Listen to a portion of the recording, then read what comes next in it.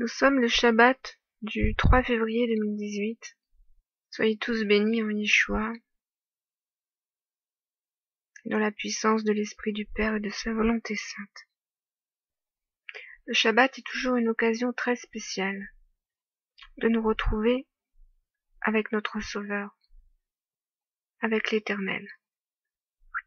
Car c'est lui qui nous sauve et c'est lui qui nous place dans son repos.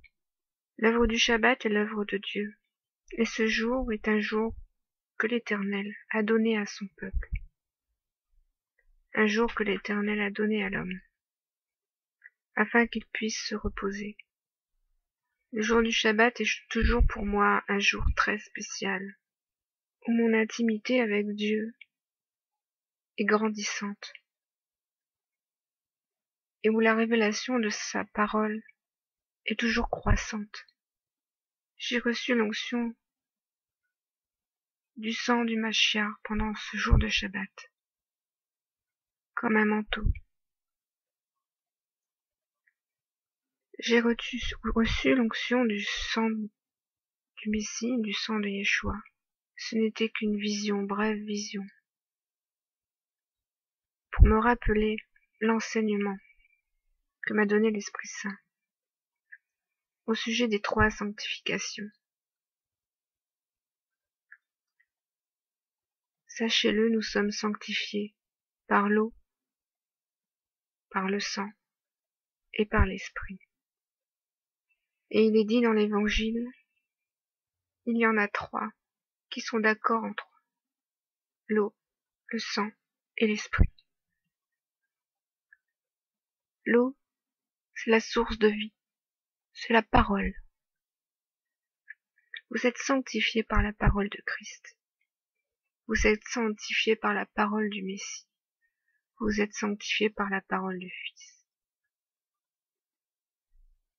Vous êtes sanctifiés par le sang du Fils. Et vous êtes sanctifiés par l'Esprit. 3 sanctifications.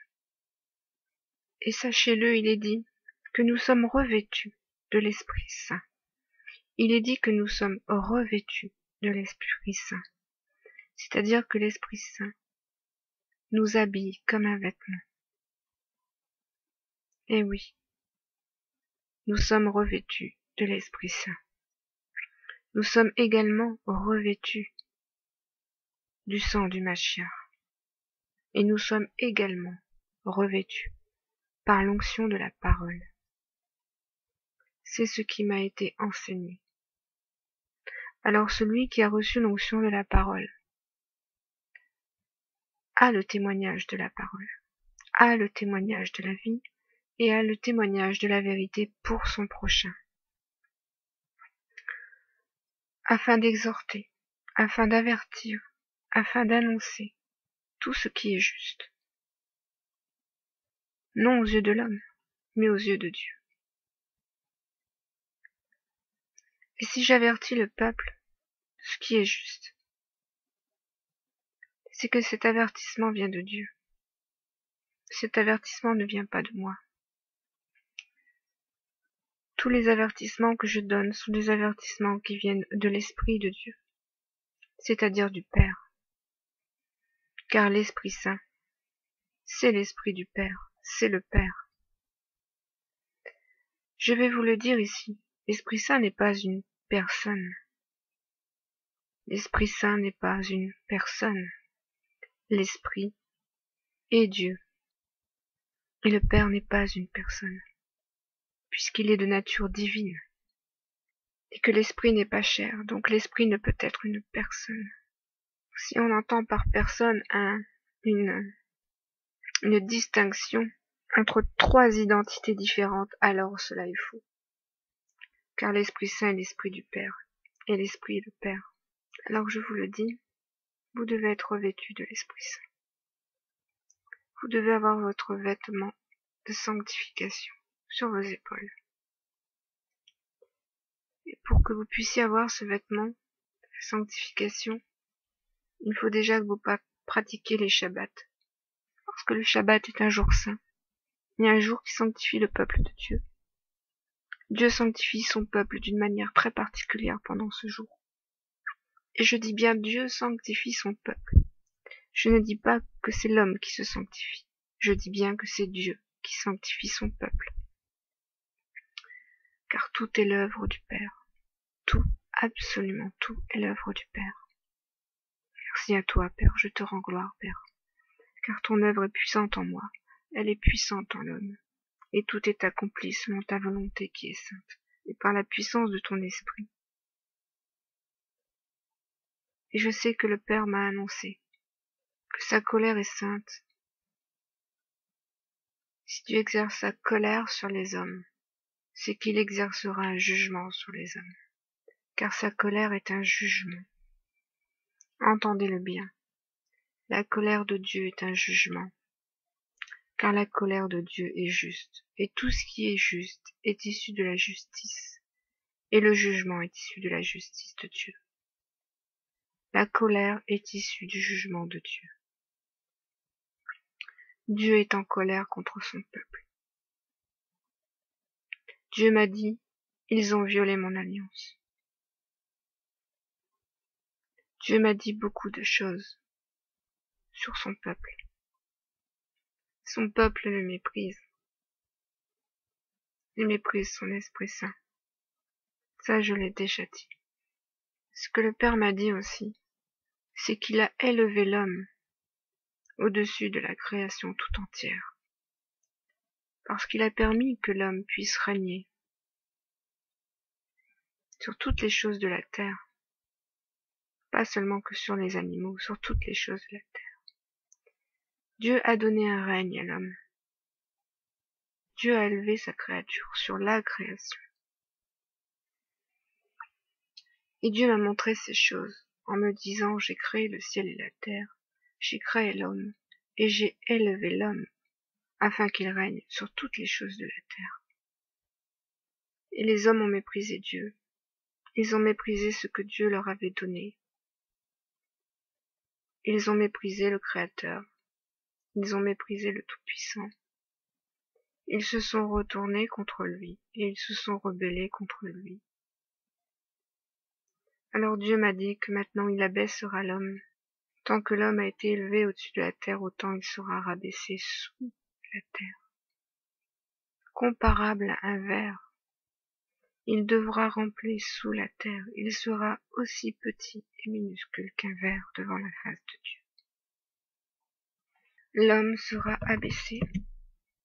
Alors j'ai recherché ce que signifie le ver dans la parole de Dieu. C'est une cause et un signe de délabrement. Le ver signifie une cause et un signe de délabrement. Et ce mot est tiré de Ramam, Strong 74-26. Et justement, Raman, regardez comme la parole de Dieu est puissante. Raman, Strong 74-26, veut dire être exalté, être élevé. Et j'ai bien dit que Dieu m'a dit qu'il avait élevé l'homme au-dessus de toutes les choses de la terre, afin qu'il puisse régner sur toutes ces choses. L'homme a donc été Ramam, élevé. Il a été exalté par Dieu, afin qu'il règne sur la création. Mais Ramam veut dire aussi se retirer, parce que Dieu peut se retirer du milieu de son peuple. Il peut aussi vous retirer son Esprit Saint. Alors vers, qui se dit Rima, qui est de Strong 74-15, est également tiré d'un autre mot, Rum, Strong 73-11, qui veut également dire être élevé, être haut, être exalté, être placé en haut, élever un enfant, faire grandir. On comprend aussi que si Dieu a élevé sa créature au-dessus des choses de la terre, c'est parce qu'il a élevé son enfant afin de le faire grandir dans la sagesse, dans la justice, dans la connaissance et l'intelligence de Dieu. Nous devons nous élever en Dieu, mais nous ne pouvons pas le faire par notre volonté, par nos efforts, parce que ce n'est point par nos œuvres que nous sommes sauvés. Je dois le rappeler. Ce n'est point par nos œuvres, ce n'est point par nos efforts, et c'est par notre soumission à Dieu, et par notre obéissance. Si Dieu a dit que ce qui a été exalté, ce qui a été élevé sera maintenant abaissé, c'est que Dieu fixe un temps pour toute chose, pour que sa volonté soit manifestée en toute chose. Ce que je suis en train de vous dire là actuellement ne vient pas de moi. Ce que je vous dis m'est donné par l'onction de la parole. Car si l'Esprit m'envoie vers des versets bibliques pour confirmer ce que je dis, il vient de m'envoyer vers Hébreux 2, au verset 7. Où le Fils de l'homme pour que tu prennes soin de lui? Tu l'as abaissé pour un peu de temps, au-dessous des anges. Tu l'as couronné de gloire et d'honneur. Tu as mis toutes choses sous ses pieds. En effet, en lui soumettant toutes choses, Dieu n'a rien laissé qui ne lui fût soumis. Cependant, nous ne voyons pas encore maintenant que toutes les choses lui sont soumises. Car maintenant c'est le Fils qui est devenu le nouvel Adam, qui veut dire homme en hébreu. Et c'est lui qui est à présent le Fils de l'homme. C'est à son Fils bien-aimé que Dieu a maintenant décidé de soumettre toutes choses, afin qu'il soit élevé au-dessus de toutes choses. Et tous ceux qui ne seront pas issus du Fils de l'homme, tous ceux qui ne seront pas devenus fils à partir du Fils, seront abaissés par le Créateur, seront humiliés. Il est dit en hébreu, Strong 8213, Shafal, qui veut dire abaisser. Et ce mot veut également dire se tenir dans un lieu inférieur, s'asseoir à terre. Il faut que l'homme s'humilie devant la face de Dieu. Il faut que les orgueilleux soient abaissés.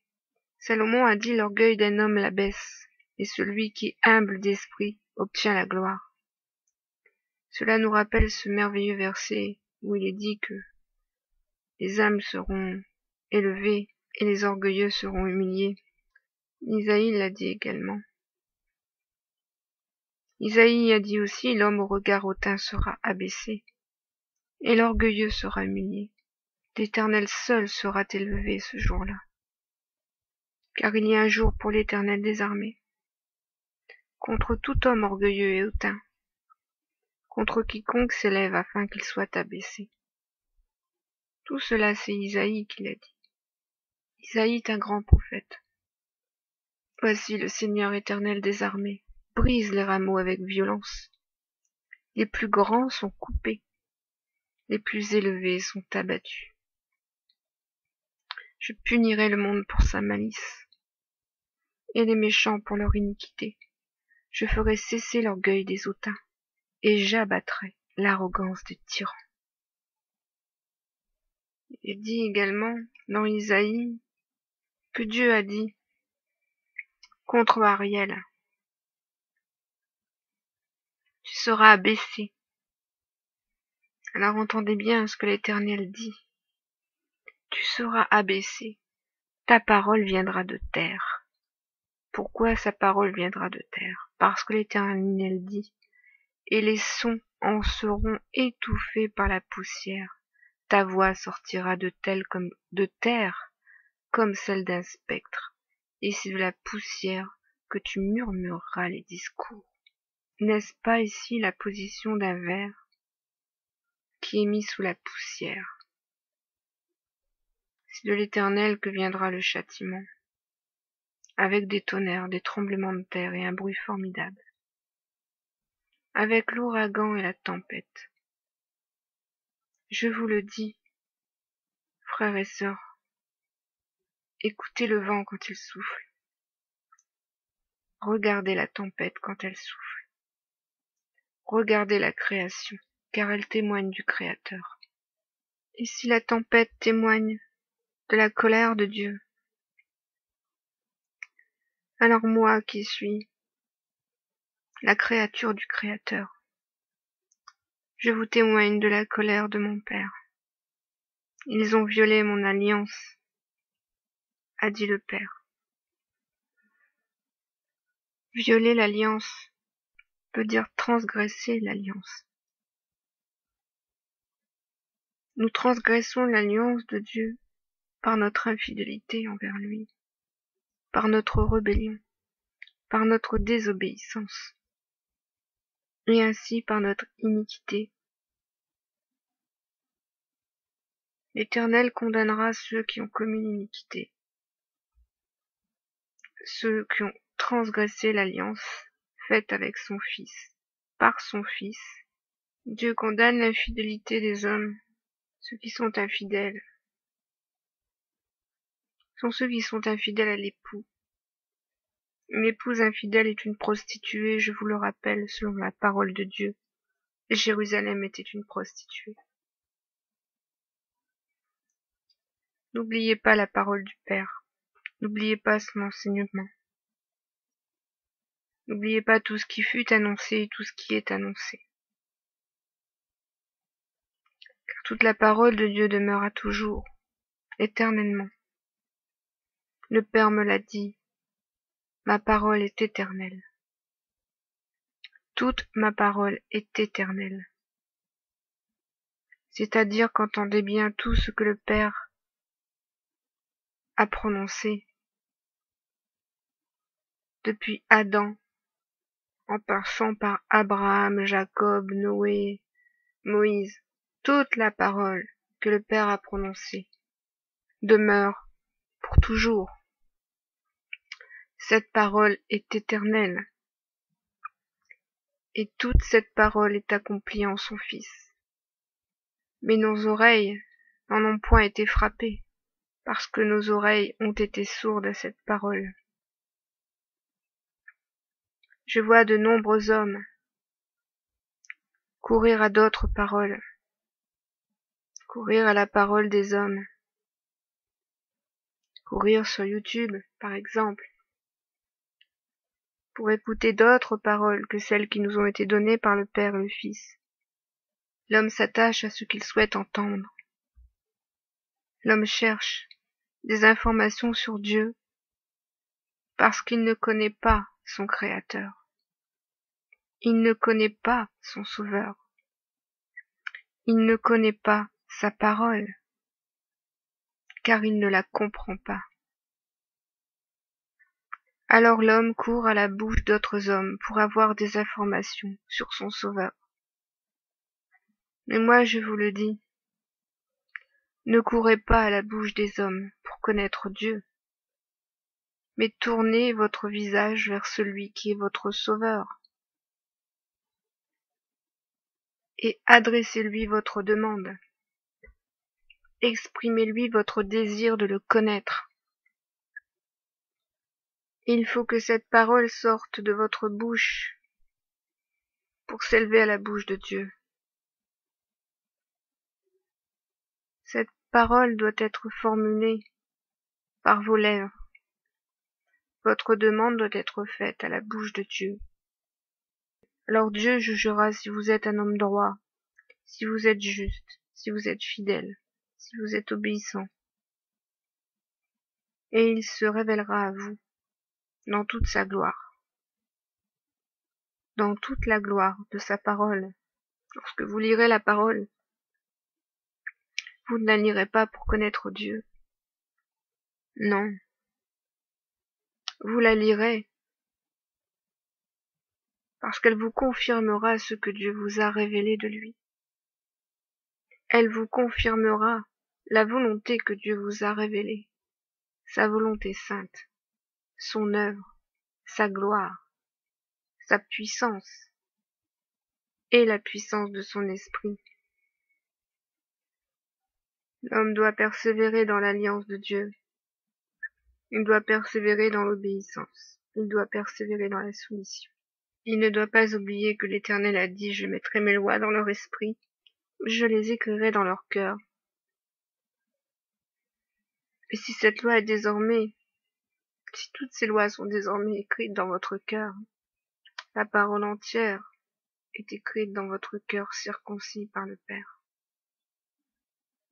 Et vous appartenez au Père, car vous êtes son peuple, sa postérité sainte. Et toute l'œuvre de Dieu se manifestera et s'accomplira en vous. Ne vous détournez jamais de la volonté de Dieu pour faire votre volonté. Je sais qu'il est facile de revenir à ses penchants, de revenir à ses désirs, notamment pendant le jour du Shabbat.